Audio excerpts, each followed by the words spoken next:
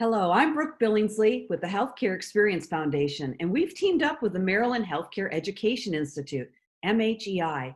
We're honored to provide you just-in-time tools to support and strengthen your leadership skills as you face this unprecedented pandemic. Together, we created the Compassion Tribe video series. So how do you manage patient perceptions in today's ever-changing climate? I've spent the last 25 years studying patient perception. So today, we're going to reflect on the rapidly changing perceptions that impact the patient experience, provide you with takeaways to understand and manage those perceptions, and equip you to connect with compassion and empathy. So now we know there's no visitors included in the COVID-19, which has created a whole nother dynamic to the patient experience. So how do you manage those perceptions? Let's discuss what perception is. Perception is shaped by three primary factors. What people perceive is usually based on what they hear, what they see, and what they think. In my extensive ethnographic research, I personally spent 1,000 hours observing patients in a hospital setting. I learned that their perception was powerful and overshadowed everything else when it came to summarizing their experience.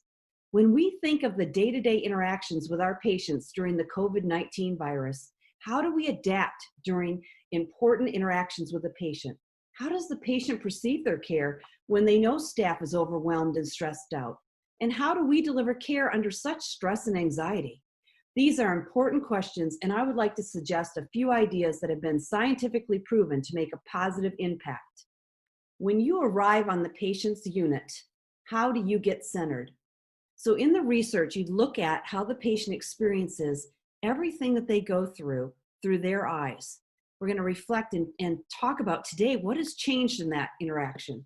So arriving on the unit, you're stressed out. It's important that you take a few moments to take a few deep breaths, as simple as that sounds, so that when you enter the patient's room, you appear calm. You will convey calm and caring through your presence, your eyes, your voice, and demeanor. Your calmness will provide reassurance to the family and ultimately create a positive perception. The patient will be watching and listening to you, and your interactions create their perception of care. I found that even during normal business hospital settings, the patient's perceiving their care through the caregiver's eyes. So during an emotion study at the Cleveland Clinic, where I interviewed 140 patients, before, after, and during their care, I found that positive interactions with caregivers created the perception of their experience.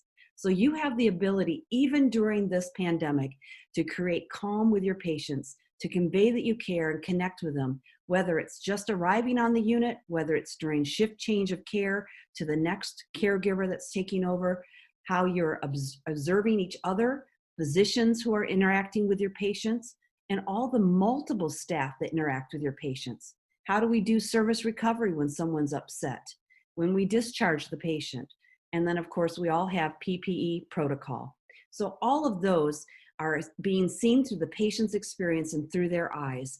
And so during this time, even with all of the equipment you have on and the garb that you're wearing, you can still convey a calm connectedness to the patient through your demeanor and your smile and your eye contact. We look at healthcare, and it really is a unique environment. It is the sum of all impressions that we make. We think of each touch point as an important to the other, and it leaves that imprint.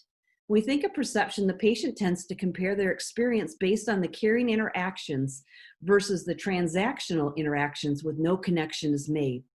They now have a comparison, and their expectations are raised, and they begin to perceive their care based on all of those expectations. So how are patients' perceptions about their experience being shaped during this COVID-19? Let's look at direct observation and experience, what they see. They're seeing your masks, they're seeing warning signs, they're seeing no visitors, long lines, they're seeing your stress and your anxiety, they're seeing the physician's stress. So what's the next best thing that you can do? How can you convey confidence and commitment to safety? You can recognize that they're seeing the fear, you can recognize their stress levels, and you can begin to talk to them and acknowledge where they're at to meet them.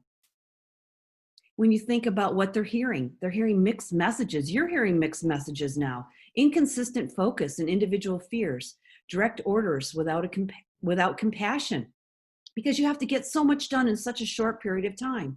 What's the next best thing that you could do? Recognize and acknowledge those fears, give encouragement and hope. Use words that'll have a positive impact. And then lastly, how do we form their opinions and what they think? Are we checking in with the patients and their loved ones? Are you asking, how are we doing? The next best thing is to continually narrate what you're doing. Ask for feedback and receive it with grace and appreciation. You can use this opportunity to review their improvement from the previous day, or how the sun is shining today, or that you heard a positive story. You could narrate for them and provide a new positive thought, because you are continually shaping their perceptions. So how do you have a positive effect on changing perceptions? I wanted to look up what were hopeful words and phrases that you could use. You want to be able to say words like, I am confident, I trust, I expect, we have high expectations. You can even use the phrase take heart, I'm hopeful, or I'm looking forward to. All of those will give a sense of hope and joy into the situation that's stressful, and help change and the perceptions that are going on with your patients to help mold it into something more positive. You also are being present for your patients, which reinforces the strength of a team, the team of we. And then influencing the power of the thoughts by creating, being creative with inspirational scriptures, music, FaceTime them with their friends or family. And that works for you as well if your perceptions need to be changed or inspired. You have to go and you have to inspire yourself with words and laughter with friends. And I know that certain hospitals are setting up certain rooms for you to go to. Take time to do that, even if it's just for 5 minutes, because it will help you in the perceptions that you are presenting to the patient. So let's talk about a few solutions that you could use right now. One of the things that you can influence perceptions is using the patient's name and your name. That's a connector. Use the patient's name every time you encounter them. And I use this photo here because maybe they aren't going to recognize your face. Maybe you're in so much coverage that they can't even see your face other than your eyes. So using your name just sets that warm connection right at the beginning. Introduce yourself completely, even if you're just saying it every time you come into the room. Hi, it's Brooke again. I'm checking on you, Mr. Smith. I just want to check on, see how you're doing. And again, you can use that hopeful tone when you're talking to them, but reinforce their name whenever possible, because it creates memorability. And make it possible for the patient to remember a name and a face, or a name and a mask, or if you have a picture of yourself on your mask, on your breastplate, they'll see who you are with your name tag and they connect with you. The second thing to build that relationship is ask them questions. Just ask them a personal question just to break the ice. Where were you born? What do you do for a living? Tell me about your family. Do you have a favorite pet? Tell me what's important to you. And maybe you can just say, has anything brightened your day today? Something hopeful. It doesn't have to be large. It doesn't have to be earth-shattering, but it could be small. It could just be the fact that you got to discharge some new patients today and people are getting better, or something that brought happiness to you. It could be that your child wrote you a special note today before you went to work. All of those things help build a relationship with a patient on a human level to make that connection. And thirdly, what's available to you to impact perceptions? That whiteboard. That whiteboard is now a link to communicate with you and your coworkers.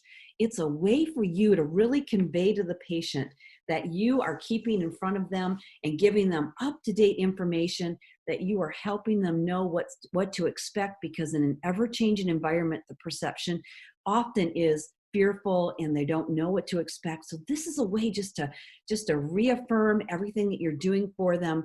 And even if you feel like you're repeating yourself, that's okay, because patients need to hear it over and over again to be confident in knowing that you are in control and taking care of them. So use that whiteboard in a way. Maybe you put an inspirational saying on it. Maybe you're an artist and you draw something funny on it, but use it as a way to communicate in a personal way to have that impact. Here's the best part. Your smile is your logo. Your personality is your business card, and how you leave others feeling after having an experience with you becomes your trademark. So perception is important.